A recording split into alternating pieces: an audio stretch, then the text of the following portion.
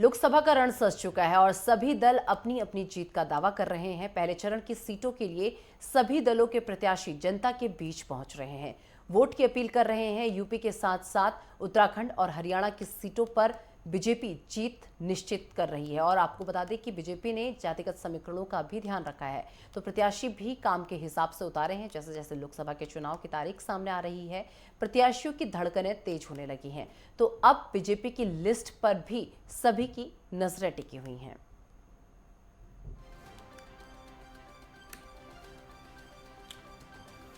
तो देखिए, ग्राफिक्स के जरिए लगातार आपको समझा भी रहे हैं। 26 अप्रैल को दूसरे चरण का मतदान होना है और 7 मई को तीसरे चरण का मतदान यूपी में होगा, जिसमें 10 सीटों पर मतदान होगा। और इसी के साथ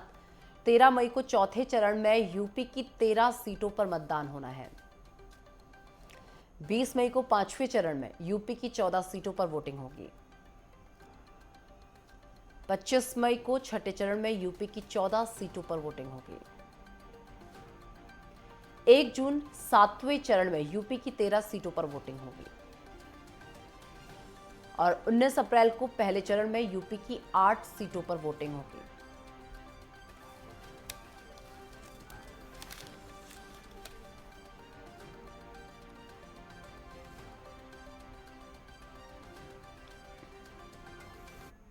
और तमाम जानकारी के साथ हमारे सहयोगी जगह जगह से इस वक्त हमारे साथ जुड़ चुके हैं। लेकिन सबसे पहला स्टेट है राघवेंद्र प्रताप का मैं रुख करूंगी। राघवेंद्र, जिस तरीके से बात कर ली जाए, देखिए लोकसभा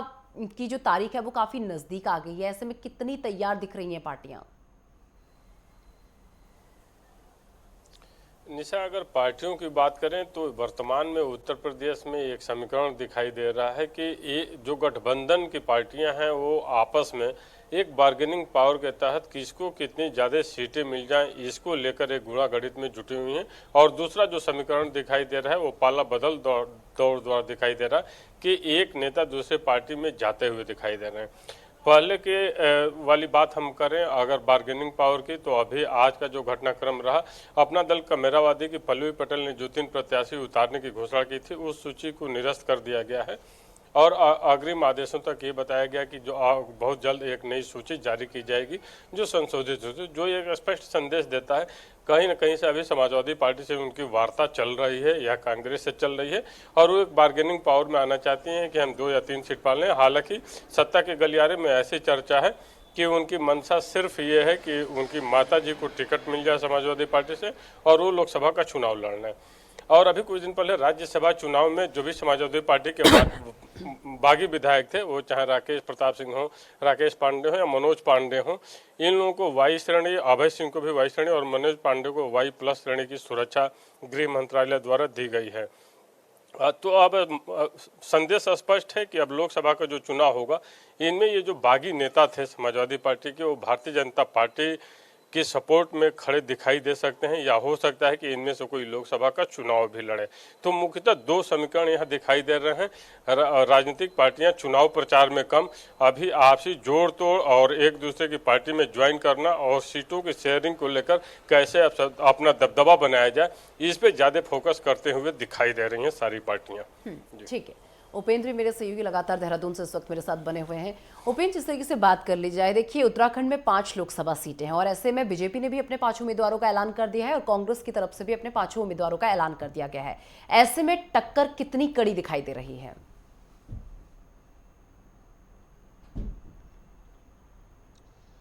देखिए निशा, उत्तराखंड की अगर बात की जाए तो उत्तराखंड की 5 लोकसभा सीटों पर जो है जिस प्रकार से कांग्रेस और भाजपा ने अपने उम्मीदवार जो हैं वो अब उतार दिए हैं। हालांकि बसपा की ओर से भी एक उम्मीदवार को जो है उतारा गया है हरिद्वार सीट से, जहां से भावना पांडे ने जो है उसको टिकट दिया गया है। वहीं निर्दलीय अब भी जो है बॉबी पवार के तौर पर जो है टिहरी लोकसभा से निर्दलीय तौर पर जो है उन्होंने भी दावेदारी की है। लेकिन अगर देखा जाए इन 5 सीटों पर जो है काफ़ी कांटे की टक्कर जो है वो मानी जा रही है। टिहरी लोकसभा सीट से अगर बात की जाए तो जो वर्तमान सांसद हैं भी माला राजलक्ष्मी शाह, उसको जो है दोबारा से जो है भाजपा की ओर से जो है वो टिकट दिया गया है और लगभग 3 बार की पहले भी लगातार सांसद जो है वो रह चुकी हैं। और इस बार कांग्रेस की ओर से जो है जिस प्रकार से पिछले साल कांग्रेस के पूर्व प्रदेश अध्यक्ष प्रीतम सिंह को टिकट दिया गया था, तो इस बार जो है जोत सिंह गुनसोला को टिकट दिया गया, क्योंकि कांग्रेस के काफ़ी नेता ऐसे हैं जो कि चुनाव नहीं लड़ना चाहते थे, जिन्होंने इस बार जो है चुनाव लड़ने की इच्छा जो है वो जाहिर नहीं की थी। उसमें से प्रीतम सिंह भी एक थे और उन्होंने जिस प्रकार से इच्छा जाहिर नहीं की, तो ऐसे में जोत सिंह गुनसोला जो कि मसूरी से विधायक भी रह चुके हैं, काफ़ी लोकप्रिय नेता भी हैं, जमीनी से जुड़े नेता भी हैं, तो उनको जो है कांग्रेस की ओर से जो है वो टिकट दिया गया है। लेकिन जिस प्रकार की जो समीकरण टिहरी लोकसभा सीटों पर जो बन रहा है, उसमें त्रिकोणीय मुकाबला जो है वो देखने को मिल रहा है, क्योंकि निर्दलीय तौर पर जिस प्रकार से बॉबी पवार जो कि बेरोजगार संघ के अध्यक्ष हैं, उनके द्वारा जिस प्रकार से पेपर लीक मामले जो है काफ़ी उठाए गए थे और कई खुलासे जो है पेपर लीक मामले में भी हुए थे, उसके चलते वो चर्चा में आए। और उसके बाद जो है इस बार बॉबी पवार जो है लोकसभा चुनाव की दावेदारी जो है निर्दलीय तौर पर कर चुके हैं और लगातार वो भी प्रचार प्रसार कर रहे हैं, यानी कि त्रिकोणीय मुकाबला जो है टिहरी लोकसभा में देखने को मिलेगा। वहीं अगर पौड़ी लोकसभा सीट पर अगर जाएं तो वहां पर भाजपा के जो राष्ट्रीय मीडिया प्रभारी रहे हैं और राज्यसभा पूर्व के राज्यसभा सांसद हैं अनिल बलूनी, उनको जो है भाजपा की ओर से टिकट दिया गया। हालांकि अगर ये देखा जाए तो राज्यसभा सांसद बनने से पहले, इससे पहले कोई भी चुनाव जो है अनिल बलूनी के द्वारा जो है वो नहीं लड़ा गया, ना तो विधानसभा चुनाव लड़ा गया, ना कोई लोकसभा चुनाव लड़ा गया। यानी कि उनके सामने भी एक बड़ी चुनौती होगी कि किस तरीके से जनता के बीच जाना है, केंद्र सरकार राज्य सरकार की जो योजनाएं हैं, उनके विकास कार्य हैं, और किस तरह से जो है जनता के बीच जाकर जो इन विकास कार्यों का बखान करना है, किस तरीके से चुनाव लड़ना है, ये तमाम चुनौती जो है अनिल बलूनी के सामने भी रहने वाली है। लेकिन दूसरी ओर अगर देखा जाए तो कांग्रेस के पूर्व प्रदेश अध्यक्ष गणेश गोदियाल हैं, जो कि काफ़ी कद्दावर नेता माने जाते हैं, जमीनी नेता माने जाते हैं, और साथ ही साथ 2 बार के विधायक जो हैं वो रह चुके हैं श्रीनगर से। हालांकि इस बार 2022 में उनको जो है वो मात खानी पड़ी थी, लेकिन इस बार जो है फिर से पार्टी हाईकमान ने उन पर विश्वास जताया है और लोकसभा का टिकट जो है उनको दिया है।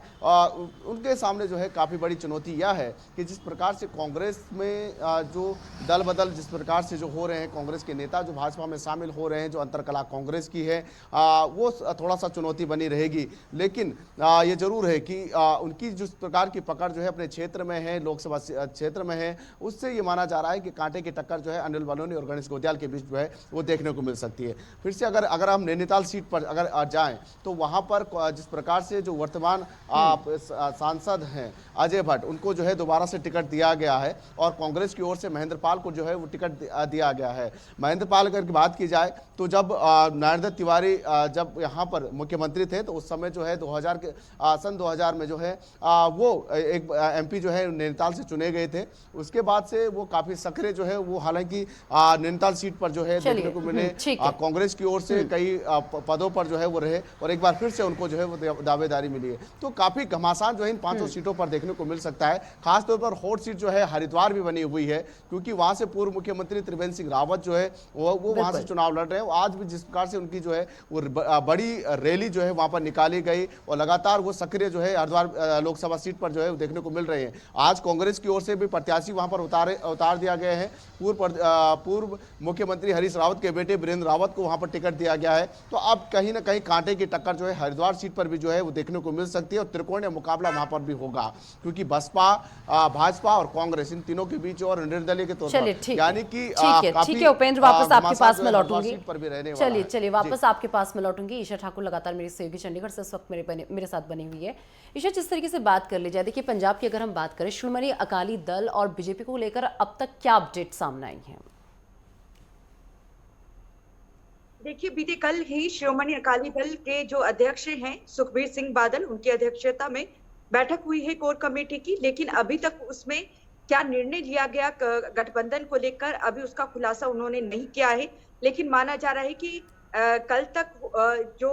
गठबंधन है अकाली दल के साथ होगा या नहीं होगा, इसको लेकर स्थिति लगभग साफ हो जाएगी। लेकिन यहाँ पर जो बात अटकी हुई है वो सीट शेयरिंग को लेकर अटकी हुई है, क्योंकि गठबंधन में जब बीजेपी और अकाली चुनाव लड़ते थे 2019 का जो लोकसभा चुनाव है वो भी श्रोमणी अकाली दल और बीजेपी की तरफ से गठबंधन में लड़ा गया था और 2019 में 3 सीटों पर लड़ी थी बीजेपी और 10 पे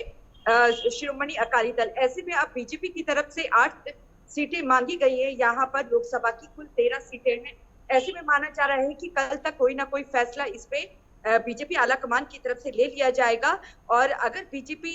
मान जाती है 5 सीटों पर, क्योंकि शिरोमणि अकाली दल लगातार कह रहा है कि वो बीजेपी को 5 से 6 सीट देना चाहता है, ना कि 8। तो ऐसे में अगर बीजेपी 5 से 6 सीटों में मान जाती है तो गठबंधन का ऐलान कल संभव है। अगर बीजेपी नहीं मानती है तो आने वाले दिनों में और इंतजार करना पड़ेगा, क्योंकि अगर हम पंजाब की बात करें तो पंजाब में ठीक। अंतिम चरण में चुनाव होने हैं और 2 महीने का पूरा वक्त है। वही इस अगर वक्त हरियाणा के अकाली दल समीकरण को समझे ईशा, हरियाणा के अगर समीकरण को समझे तो क्या कहा जा सकता है हरियाणा को, क्योंकि देखिए जेजेपी को आउट कर दिया गया है। बिल्कुल, देखिए जेजेपी से गठबंधन तोड़ा है और इस गठबंधन के तोड़ने का फायदा बीजेपी को कहीं ना कहीं इस लोकसभा चुनाव में जरूर होगा, क्योंकि जिस तरीके की लहर इस लोकसभा चुनाव को लेकर दिख रही है वो कहीं ना कहीं प्रधानमंत्री नरेंद्र मोदी की, जो 2014 में हमने मोदी लहर देखी थी और 2019 में उसी तरीके की लहर इस वक्त भी हरियाणा में देखने को मिल रही है। तो ऐसे में माना जा रहा है कि जो बीजेपी है वो जेजेपी के साथ गठबंधन को तोड़ने के चलते कहीं ना कहीं जो लोकसभा चुनाव में उतरेगी तो फायदे की स्थिति में इस वक्त बीजेपी चल रही। वहां दूसरी तरफ जेजेपी की बात करें, जेजेपी हिसार और महेंद्रगढ़ भिवानी ये 2 सीटें मांग कर रहा था बीजेपी से, लेकिन बीजेपी की तरफ से दोनों ही सीटें नहीं दी गई। स्थिति को भांपते हुए जिस तरीके की लहर इस वक्त हरियाणा में देखी जा रही है, लेकिन यहाँ पर देखिए जेजेपी ने भी ऐलान कर दिया है कि वो 10 की 10 लोकसभा सीटों पर हरियाणा में चुनाव मैदान में उतरेगी। तो जो मुकाबला है वो यहाँ पर त्रिकोणीय होने वाला है, इंडिया गठबंधन, जेजेपी और साथ ही बीजेपी। जी चलिए ठीक। राघवेंद्र, जिस तरीके से बात कर ली जाए, यूपी में अगर कांग्रेस की बात कर ली जाए, देखिए 17 सीटें उसे ऑफर की गई हैं। ऐसे में ये 17 सीटें वो सीटें हैं जिनमें सपा को भी कामयाबी हासिल नहीं हुई थी और ये अब कांग्रेस के खाते में है इस वक्त। लेकिन कांग्रेस के लिए कितना चुनौतीपूर्ण है ये सीटें, इन्हें जीतना कितना चुनौतीपूर्ण लग रहा है? निशा, 17 सीटें तो बहुत दूर की बात हैं। कांग्रेस की अगर बात की जाए तो जो 2 सीटें उनकी परंपरागत सीटें हैं, रायबरेली, अमेठी, रायबरेली में वो कितना टक्कर दे पाएंगे, वो सीट निकलेगी या नहीं। और अमेठी, जिस सीट पे पिछली बार राहुल गांधी हार गए थे, उस सीट पे भी उस तरह मुकाबला दे पाएगी नहीं, जीत दर्ज कर पाएगी नहीं, यही एक यक्ष प्रश्न उत्तर प्रदेश की राजनीति में बना हुआ है। 17 सीटों की जहां तक बात है, अभी तक कांग्रेस पार्टी अपने उम्मीदवारों के नामों की घोषणा उस लेवल पर नहीं कर पा रही है कि ये हमारे 17 प्रत्याशी हैं और हम चुनाव मैदान में हैं। तो एक संदेश कहीं ना कहीं से ये सुनने को मिल रहा है कि हो सकता है कि समाजवादी पार्टी के ही कुछ उम्मीदवार कांग्रेस के सिंबल पे चुनाव लड़ सकते हैं। तो कांग्रेस के लिए उत्तर प्रदेश में चुनौतियां बहुत हैं और शायद उन्हीं चुनौतियों को भांपते हुए ही इस गठबंधन को मूर्त रूप देने का काम भारतीय राष्ट्रीय कांग्रेस की तरफ से किया गया है। क्योंकि पिछली बार हम लोगों ने देखा था कि जब उत्तर प्रदेश में सपा और कांग्रेस का गठबंधन हुआ था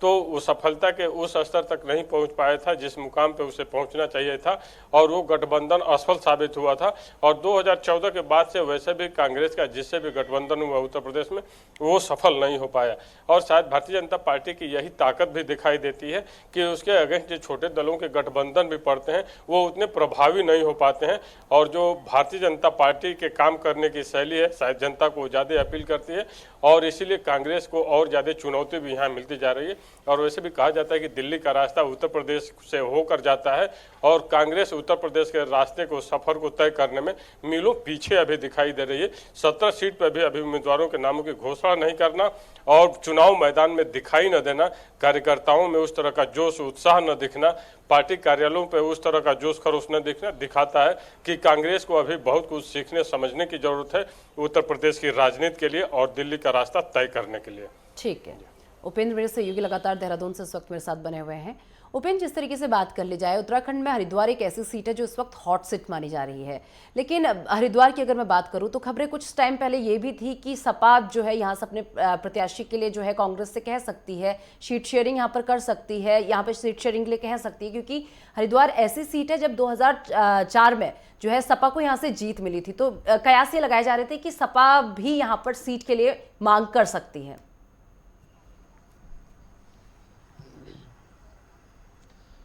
बिल्कुल, हरिद्वार सीट जो है एक हॉट सीट जरूर